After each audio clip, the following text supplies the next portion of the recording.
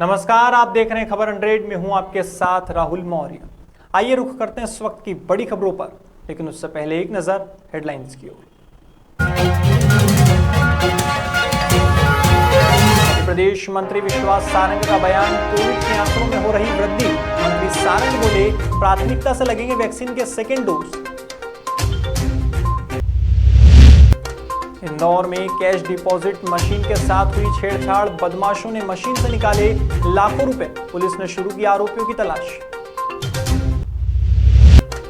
इंदौर में एक व्यक्ति ने बताई कोरोना की फर्जी रिपोर्ट, पत्नी से दूर रहने के लिए बनाया कोरोना का बहाना, पुलिस कर रही आरोपी की तलाश।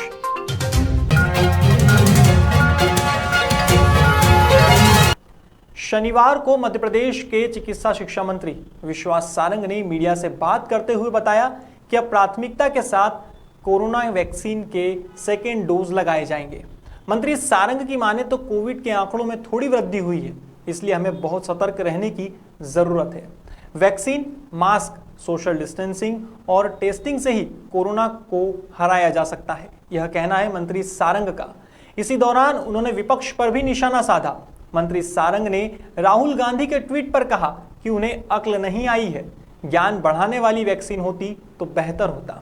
आइए आपको सुनाते हैं मंत्री सारंग ने क्या कहा। निश्चित रूप से ये सही है कि लगातार हम देख रहे हैं कि हो सकता है एक एक दो ही केस बढ़ रहे हों, और केस बढ़ रहे हैं, जो हमारे लिए और सभी के लिए सोचने का विषय जरूर है। और इसीलिए हम लगातार ये कहते आए हैं कि कोरोना संक्रमण समाप्त नहीं हुआ है। माननीय मुख्यमंत्री जी ने हर समय यही अपील की है कि कोरोना का संक्रमण समाप्त नहीं हुआ, उसकी गति मध्यम जरूर हुई है। और इसलिए हमें ये सुनिश्चित करना है कि हम पूरी तरह से कोरोना संक्रमण को फैलने ना दें। इंदौर में एक बार फिर कैश डिपॉजिट मशीन के जरिए फ्रॉड की घटना सामने आई है। बदमाशों ने इस बार भंवरकुआ थाना क्षेत्र की एसबीआई की मशीन को अपना निशाना बनाया है। यहां एसबीआई बैंक की साजन नगर शाखा की कैश डिपॉजिट मशीन में धोखाधड़ी की गई है। दरअसल बैंक मैनेजर ने थाने पर शिकायत दर्ज कराई है कि पिछले दिनों कैश डिपॉजिट और कैश विड्रॉल मशीनों का मिलान किया गया तो जमा और निकासी की राशि में 3.5 लाख रुपए का अंतर आ रहा था। और जब इस मामले में जांच की गई तो बदमाशों ने मशीन में छेड़छाड़ कर 35 बार में 3.5 लाख रुपए निकाले हैं। अब पुलिस ने शिकायत के आधार पर आरोपियों की तलाश तो शुरू की है।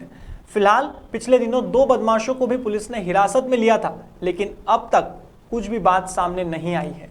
लेकिन अब फिलहाल पुलिस ने अपनी जांच पड़ताल को जारी रखा है।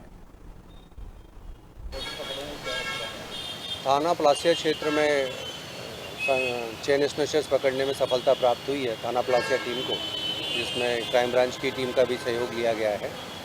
विगत 2-3 महीनों से वारदात हुई हैं, जिसमें कि अप्रैल माह में भी एक चेन स्नैचिंग हुई थी, और साथ ही अभी 28 जून को फरियादी सुधा पाटिल से चेन स्नैचिंग की घटना हुई थी।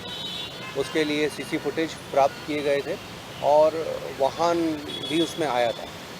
इन्वेस्टिगेशन के दौरान ये स्पष्ट हुआ कि ये वाहन है चोरी का, जिसको चंदन नगर से चोरी हुआ था, और उसी को हमने लीड लेकर आगे सीसी फुटेज के माध्यम से बढ़े और पुराने संदिग्धों की जांच पड़ताल में पता चला कि मोहसिन और शकील नाम के 2 लड़के जिन्हें ये वारदात करी। इंदौर के महू में एक कारोबारी के बेटे ने अपनी पत्नी से दूर रहने के लिए कोरोना का बहाना बनाया है। इस मामले के सामने आने के बाद कारोबारी के बेटे पर एफआईआर भी दर्ज हुई है। दरअसल प्लाईवुड कारोबारी के बेटे एजाज अहमद ने अपनी पत्नी से दूर रहने के लिए कोरोना की फर्जी रिपोर्ट बनाई और पत्नी से कह दिया कि वह कोविड सेंटर में भर्ती है। इसके बाद जब वह 1 माह से ज़्यादा समय होने के बाद भी घर नहीं पहुंचा तो उसकी पत्नी को शक हुआ।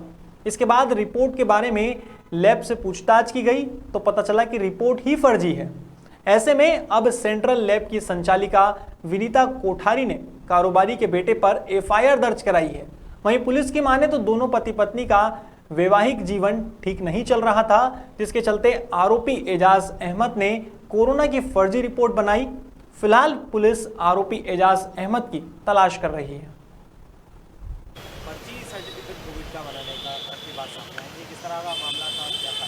थाना ग्वालटोली के अंतर्गत यशवंत प्लाजा में सेंट्रल लैब स्थित है।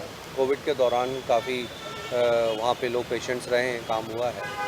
और विनीता कोठारी जो उनकी संचालक है, इनके द्वारा कंप्लेंट की गई है कि एजाज़ अहमद नामक व्यक्ति जो कि मऊ का निवासी है, उसके द्वारा गूगल से उसको रिपोर्ट को उठाकर और उसमें एडिटिंग करके अपनी एक रिपोर्ट जनरेट की है। तो इस तरीके से उसने एक कूट रचना की है, जिस पर हमने प्रकरण पंजीबद्ध किया है उनकी रिपोर्ट पे। इंदौर के लसूड़िया थाना क्षेत्र में एक युवक ने जहर खाकर आत्महत्या कर ली है। यहां निरंजनपुर मंडी में रहने वाले मंडी व्यापारी प्रियांशु कुशवाहा ने जहर खाया है। इस घटना के बाद युवक को एमवाय अस्पताल भी लाया गया, लेकिन इलाज के दौरान प्रियांशु कुशवाहा ने दम तोड़ दिया। परिजनों की माने तो प्रियांशु मंडी में काम कर रहा था, लेकिन जहर खाने का कारण अब तक पता नहीं चल पाया है। वहीं पुलिस ने भी मामला पंजीबद्ध कर जांच शुरू की है। क्या करता था? मंडी में व्यापारी था। किस तरह से क्या हुआ था जो इस तरह का कदम उठा? तो वो ये तो पता नहीं है, लेकिन उन्होंने सल्फा खाली सुसाइड कर लिया। कब खाई थी? कल शाम को। उसके बाद उपचार डॉक्टर को दिखाया कि? हाँ, दिखाया, एम्बायर में भर्ती करा था। इलाज के दौरान उसकी मौत हो गई। जी सर। आज दिनांक 3/7/2021 को एम्बायर से कंप्यूटर ऑपरेटर द्वारा जरिए टेलीफोन सूचना दी कि मृतक प्रियांशु पिता राजेंद्र कुशवाहा 18 साल निवासी निरंजनपुर नई बस्ती का जहर खाने से दिनांक 2/7/2021 को स्वयं घर वाले इलाज के लिए लेकर आए थे, जो रात्रि में 4:30 बजे उसकी मृत्यु। हापुड़ के पिलखुआ कोतवाली क्षेत्र में फगोता गांव है। यहां एक नीलगाय का घोड़ा अचानक भटकता हुआ ट्यूबवेल के बोरिंग के पास पहुंचा और उसमें गिर पड़ा। इसके बाद जैसे ही सुबह ग्रामीण खेतों की तरफ घूमने निकले तो देखा कि कुएं के अंदर नीलगाय का घोड़ा गिर गया है। तभी सभी ग्रामीण इकट्ठा हुए और नीलगाय के घोड़े को निकालने का प्रयास किया, लेकिन सारी कोशिशें नाकाम होती रही। इसके बाद पुलिस को इस घटना की सूचना दी गई, जिस पर वन विभाग ने भी इस मामले में संज्ञान लिया है।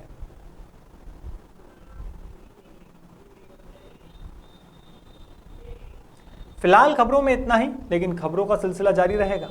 आप देखते रहिए खबर 100, जनता की बुलंद आवाज।